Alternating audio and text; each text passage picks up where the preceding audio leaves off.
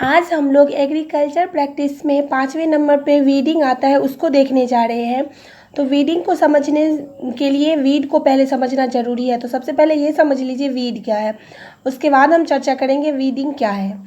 तो weed unwanted plant होते हैं जो कि ग्रो हो जाते हैं हमारे मेन क्रॉप में, उसी को वीड कहा जाता है। तो यहाँ से आप लोग वीड का डिफिनेशन भी लिख सकते हैं।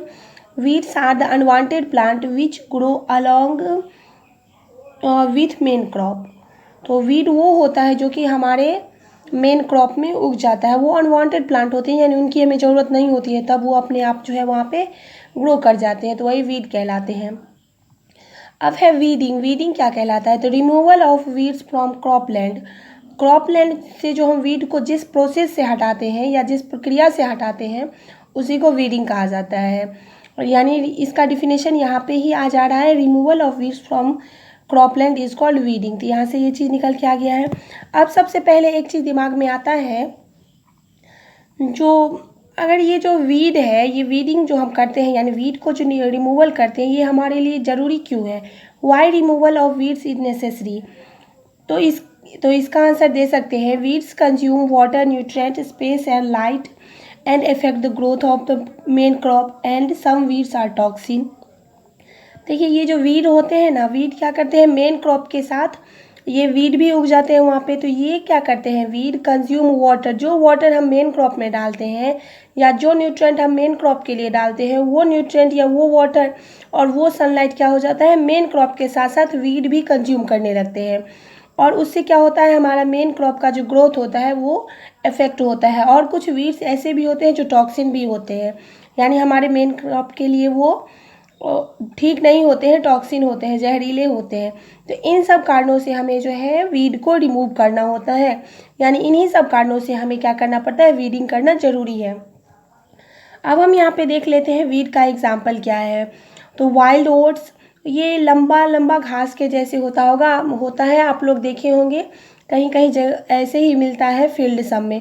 तो वाइल्ड ओट्स है, ग्रास को तो सब जानते ही हैं। एमरेंथस है, और एमरेंथस का हिंदी चौलाई होता है। और उसके बाद कैनोपोडियम है। कैनोपोडियम तो आप सब लोग खाए भी होंगे, इसको हिंदी में बथुआ कहते हैं। तो ये सब जो है हमारा वीड्स का कुछ एग्जाम्पल है।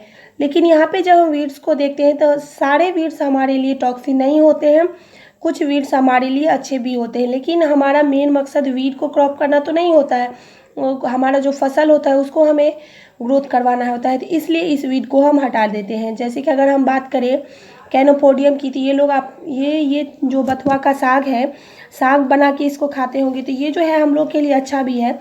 ऐसे ही चौलाई भी हम लोगों के लिए कुछ हद तक ठीक है। और तो इसी तरीके से वीड जो होता है कुछ अच्छे भी होते हैं और ख़राब भी होते हैं, लेकिन ये हमारे क्रॉप में नहीं आते हैं वीड, इतना याद रखिएगा। आगे देख रहे हैं जो मेथड कैसा है, मेथड ऑफ वीडिंग। वीडिंग का जो मेथड है वो दो तरीका है, एक है मैनुअल वीडिंग, एक है बायोलॉजिकल मेथड। तो जब भी यहाँ पे मैनुअल वीडिंग आता है तो यहाँ स्पष्ट हो जाना चाहिए, जब भी मैनुअल है यानी कि ये आदमी के द्वारा किया जाता होगा। तो इसमें भी दो तरीका है, एक तो आता है जो वीड्स होते हैं उसको अपरूटिंग कर लेते हैं मैन खुद से ही, या तो हो की सहायता से, खुरपा की सहायता से और हैरो की सहायता से। यानी वीड्स को जो अपरूटिंग किया जाता है यानी उखाड़ा जाता है अपने मेन क्रॉप से, वो किसकी मदद से, कौन से एग्रीकल्चर इम्प्लीमेंट से, तो हो से, खुरपा से, हैरो से। तो इस सब तरीके से जो वीड को अपरूटिंग किया जाता है वो एक तरीका होता है। और दूसरा तरीका होता है बाय यूजिंग वीडीसाइड्स।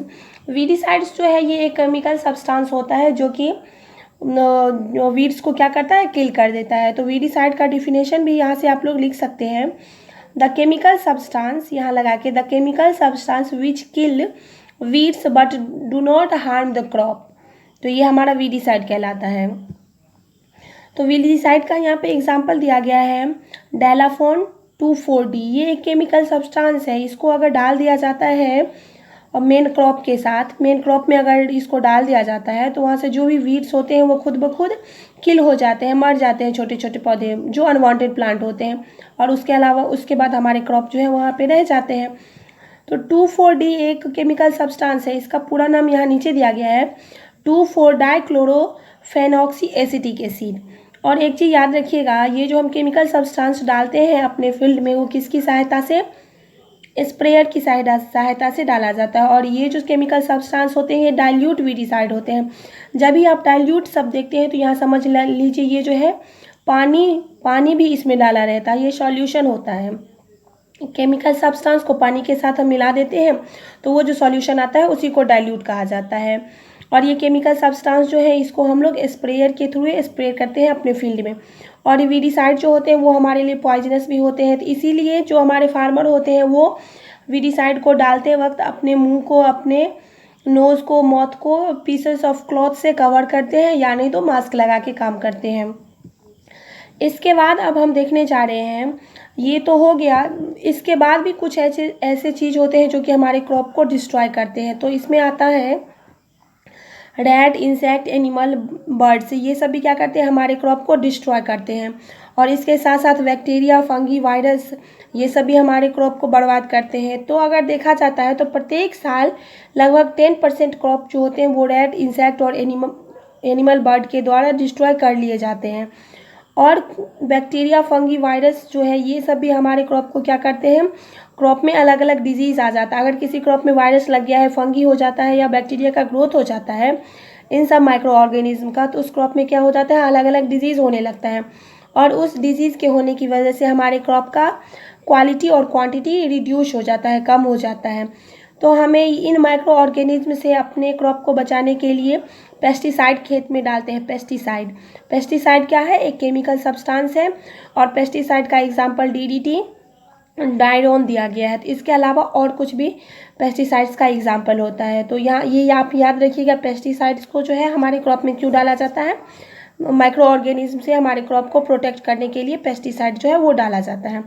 और पेस्टिसाइड को भी जो है स्प्रेयर के सहायता से ही डाला जाता है।